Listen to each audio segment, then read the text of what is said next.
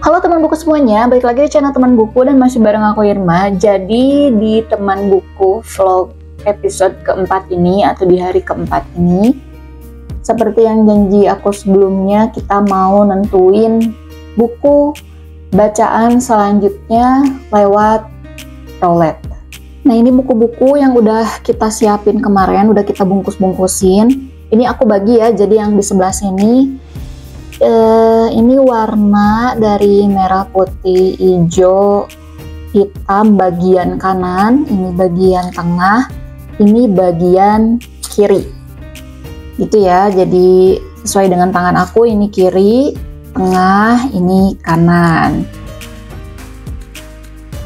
Nah, kalau kalian pengen tahu ini bukunya isinya apa aja, sebenarnya ada di video sebelumnya ya, bisa ditonton lagi di episode ketiga. Nah, kita ke sini roulette-nya. Nah, ini guys roulette-nya, ini udah aku bikin di Spin, apa sih nama aplikasinya? Spin the Wheel. Nama aplikasinya Spin the Wheel. Jangan kaget, ini karena laptopnya itu pakai Chromebook yang punya Google Apps. Apa sih namanya ya? Google Play. Jadi bisa nge-install aplikasi-aplikasi yang ada di Google Play Store. Ya Allah, dari tadi aku ngomongin Google Play Store itu, dan aku udah bikin seperti ini, putih tengah, putih kiri, putih kanan, hijau tengah, hijau kiri, hijau kanan, hitam tengah, hitam kiri, hitam kanan, merah tengah, merah kiri, merah kanan gitu ya. Jadi udah ada semua. Ini seperti ini ya, biar nggak pusing. Ini posisinya nggak akan aku balik-balik, seperti ini aja dari awal sampai akhir. Dan ya, ini roulette-nya udah aku bikin, tinggal di spin. Sebenarnya aku udah nggak sabar pengen nge-roulette ini dari kemarin, cuman ya aku sabar-sabarin untuk video hari ini. Karena kan sebenarnya kemarin itu aku baru selesai baca buku ini, Tutur Dedes. Terus kayak bingung gitu, baca buku apa lagi nih? Tapi kan aku punya challenge sendiri. Nah, inilah hari ini kita tentukan mau baca buku apa. Mari kita, mana sih? Oh ya, ini dia kursornya. Mari kita spin. Bismillahirrahmanirrahim.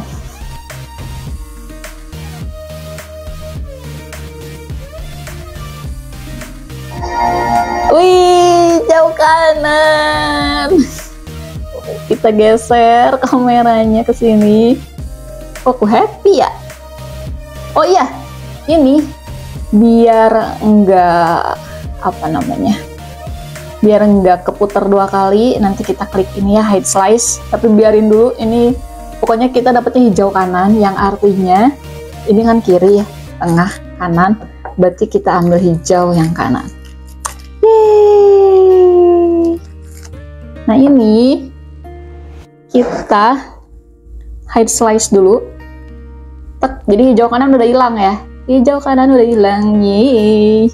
Nah, ini dia bukunya, hijau kanan, bukunya tipis. Kebetulan banget nih. Bulan April ini kan tinggal 5 hari lagi. Ini by the way aku syuting tanggal 25 April. Jadi bulan April ini cuma tinggal 5 hari lagi. Mari kita buka. Kayaknya pas banget gitu dapetnya yang tipis. Jadi akhir April diusahakan buku ini udah selesai dibaca. Mari kita buka. Kok aku happy ya? Terusnya dari dulu ya. bikin challenge kayak gini. Ayo. Oh, ini dia The Strangers. Seperti biasa, ini nggak aku buang ya, ini untuk challenge berikutnya. Jadi ketika yang ke-12 buku ini sudah ke-roulette semua alias sudah kebaca semua, nanti kita bikin yang kayak gini lagi, atau mungkin kita ganti challenge-nya. Tuh ya, nanti lah gimana nanti idenya keluarnya apa gitu. Suka tiba-tiba aja gitu, tiba-tiba keluar ide apa gitu kan. nggak ada yang tahu. Oke lah, kita coba buka dulu ya si ini masih disegel. Kita coba buka dulu. Buat yang nggak tahu ini The Strangers itu buku apa sih? Aku juga nggak tahu. Tapi ini buku klasik yang diterjemahkan oleh Andi Tias Prabantoro. The Strangers, kisah pria yang terseret ke dalam pembunuhan yang ganjil. Misteri detektif mungkin ya masuknya. Dia peraih hadiah Nobel Sastra tahun 1957. Dan ini blurbnya ini kayak gini, alias sinopsisnya seperti ini. Meursault, seorang Prancis yang tinggal di Aljazair, menerima telegram tentang kematian ibunya di wisma lansia di luar kota. Dia menghadiri pemakaman ibunya, tetapi tanpa tangisan dan kesedihan. Beberapa hari kemudian, dia menembak seorang pria Arab di pantai tanpa alasan yang jelas. Meursault ditangkap dan diadili. Ini sorry ya, disclaimer dulu kalau misalkan aku salah ngomong si namanya, karena ya nggak tahu ini gimana bahasanya gitu. Maksudnya cara bacanya tuh kayak gimana aku nggak tahu. Jadi makanya aku asal aja Meursault. Tapi nanti tolong dikoreksi aja kalau ada yang tahu ya. Kita lanjutin. Dia dijatuhi hukuman mati tidak hanya karena membunuh pria Arab, tetapi juga atas kegagalannya menunjukkan kesedihan di pemakaman ibunya. Melalui kisah Meursault, Camus mengeksplorasi apa yang disebutnya ketelanjangan manusia ketika dihadapkan pada yang absurd. Novel ini telah diterjemahkan ke dalam berbagai bahasa di dunia dan dianggap sebagai salah satu mahakarya sastra abad ke-20. Novel ini menempati peringkat ke-1 dalam 100 buku paling berkesan abad ke-20 versi Le Monde. Hebat banget berarti ya. Menempati peringkat ke-1 dalam 100 buku paling berkesan abad ke-20 versi Le Monde. Albert Camus. Oke, mari kita coba baca beberapa halaman. Ini halaman awalnya. Bagaimanapun bisa saja aku tak yakin tentang apa yang menarik perhatianku, tapi aku sungguh yakin tentang apa yang tak menarik bagiku.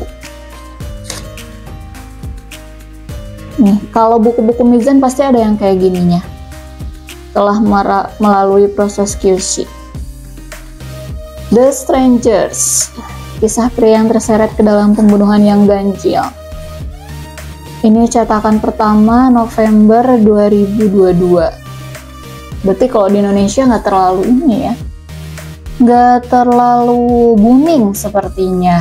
Karena ini yang aku dapat tuh cetakan pertama November 2022. Padahal aku beli ini tuh di 2023 deh kayaknya. Ya deh tahun lalu deh, akhir tahun lalu lah. Nah ini ya, bagian ke-1. Aku coba baca dulu sebentar ya.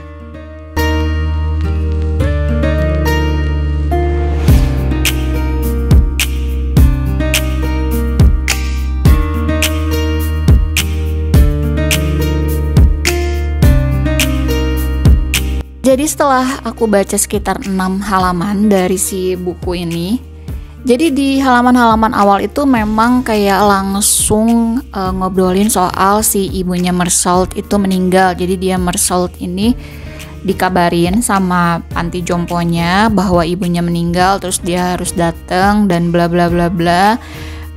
Setelah itu dia juga datang ke Aljazair. Dan ya kayak orang yang linglung gitu ketika menghadapi sesuatu hal yang baru, dia bingung gitu harus ngapain. Dan si perawatnya terus yang punya panti jomponya kayak yang ngomong kayak gini, ibunya udah diapain, udah diginiin, digituin, itu dia ngomong dan cuman doang. Walaupun sebenarnya pada etikanya kan, ketika orang tua kita meninggal, kita harus melihat dia terakhir kali. Tapi ya aku ngerti sih perasaan si Mersault itu kayak gimana, karena dia itu kayak bukan berarti enggan, walaupun mungkin terlihat oleh orang lain, oleh masyarakat yang lain itu secara umum ya dia kayak enggan untuk menemui ibunya terakhir kali. Padahal ya enggak, dia tuh kayak kebingungan. Dan ya udah gitu kan, ibunya udah meninggal, udah dibersihin, udah dirapi-rapi, udah dimasukin ke peti. Petinya juga udah dibaut, apa ya namanya, aku juga nggak ngerti. Tadi tuh bahasanya aku lupa, pokoknya si petinya itu udah dikunci intinya, dan si petugasnya yang lain tuh berusaha untuk ngebuka, siapa tahu si Mersaultnya mau ngeliat ibunya, tapi si Mersaultnya bilang ya udah nggak usah gitu, karena ya mungkin ya menurut di pikiran dia ya ibunya udah rapi gitu, ngapain digangguin lagi. Kalau aku sih nerjemahinnya seperti itu ya, karena aku juga pernah berada di posisi itu, dan ya aku nerjemahinnya seperti itu gitu, walaupun ya dalam hati dia ya nggak gitu juga gitu. Terus ya baru di situ baru dibangun aja ceritanya, baru ngebangun suasananya juga, mungkin juga baru ngebangun konfliknya juga kan, karena konflik awalnya tuh dari si Mersault datang ke Aljazair untuk menemui ibunya yang udah meninggal gitu kan. Itu baru di situ. Sejauh ini untuk terjemahannya oke. Bagus sih kalau menurut aku ya, walaupun memang tipikal novel klasik ya, nggak klasik sih, ini tahun 2000 ya, tapi memang bahasanya tuh agak kaku gitu, bahasanya agak kaku ya, nggak milenial lah, nggak Gen Z, apalagi Gen Z gitu, nggak, tapi lebih ke tipikal bahasanya boomer mungkin ya. Pokoknya bahasanya agak kaku lah, bahasanya. Pokoknya bahasanya agak kaku tapi masih bisa dinikmati. Gitu. Paling kayak gitu aja untuk video kali ini. Ini sebenarnya aku terpaksa untuk tag ulang, dan lihat tuh kameranya mencong-mencong, nggak apa-apa lah. Karena tadi tuh pas aku coba ngejelasin pengalaman baca 6 halaman ini, si mikrofonnya mati. Nih aku pakai mikrofon Bluetooth, ternyata baterainya habis dan ya mati gitu. Dan akhirnya nggak ada suaranya.